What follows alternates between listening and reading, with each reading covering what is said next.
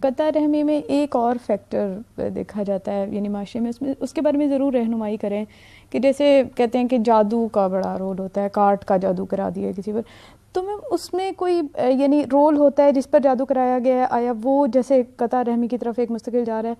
اور اس کے اوپر اثرات ہیں کچھ، تو اس کا اپنا عمل اللہ تعالیٰ کے ہاں کس اس پر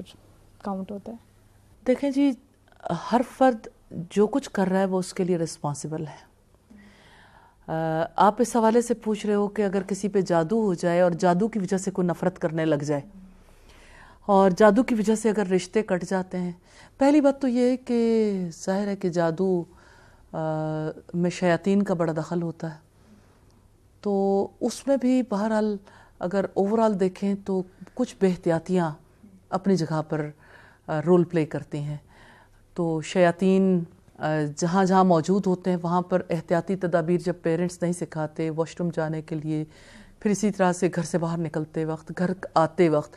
جب پیرنٹس تربیت نہیں دیتے تو شیاطین کا عمل دخل بہت بڑھ جاتا ہے، حتیٰ کہ آپ کھانے پہ بسم اللہ نہیں پڑھتے تو آپ کے کھانے میں شیطان شریک ہو گیا،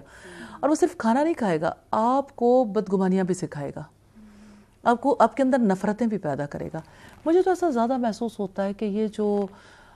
جادو کا سلسلہ ہے یا شیاطین کا جو عمل دخل ہے، اس حوالے سے بھی اگر آپ دیکھیں تو اگر کوئی باہر سے جادو کرنے والا نہ ہو تو شیطان تو آپ کا دشمن ہے، اور اسلامی طرز زندگی جب آپ اختیار نہیں کرتے تو ہر معاملے میں شیطان در آتا ہے۔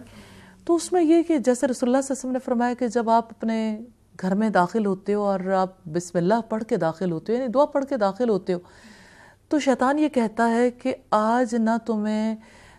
کھانے کو کچھ ملا، یعنی کھانے کو بھی نہیں ملے گا اور سونے کی جگہ بھی نہیں ملے گی، اور اس کے وائس ورثہ جس وقت کوئی اللہ کا نام لے کے گھر میں داخل ہوتا ہے اور اللہ کی پناہ میں جا کے اپنے گھر میں داخل ہوتا ہے تو شیطان جو ہے وہ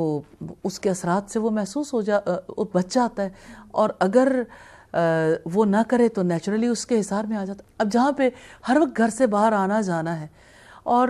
ہر وقت آپ نے یعنی کھانے کے وقت کھانا کھانا ہے، آپ نے سونے کے وقت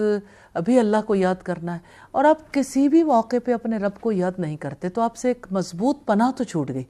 اب آپ کا دشمن آپ پہ حملہ آور تو ہوگا، تو کوئی اور جادو کرنے والا ہو یا نہ ہو، شیاطین براہ راست جو ہیں وہ اثر انداز تو ہوتے ہیں۔ صحیح۔ اور اس میں یہ کہ جس میں فیملی کا کوئی ایک ممبر بھی ایسا ہے جو اپنے گھر میں نبی صلی اللہ علیہ وسلم کی سنتوں پہ عمل نہیں کرتا تو شیاطین کو راستہ تو ملتا ہے۔